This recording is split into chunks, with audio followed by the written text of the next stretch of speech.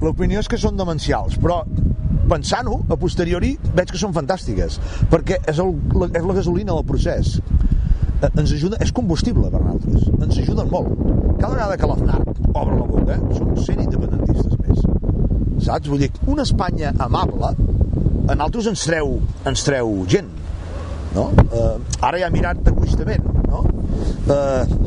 Qui ha fabricat l'independentisme és aquesta Espanya agra, és qui fabrica més independentistes. Per tant, com més clatallot ens fotin, més via farem, perquè la gent es cansarà més. I això no hauria de dir jo, això ho haurien de veure ells.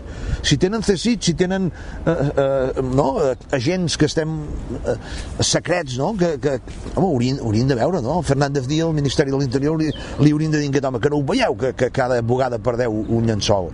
Mostreu-vos amables, no? Tot i que Espanya, ara surt el fenomen Podemos amb aquesta certa amabilitat, tampoc me la crec, perquè durant 3 segles, diguéssim, ja hi ha hagut intents de ser amables i l'únic que hi ha és un llop que es fot una pell de xai, no? Però com a mínim podrien ser una miqueta més amables. Per tant, benvinguts tots els exabruptes que ens faran lliures, podríem dir.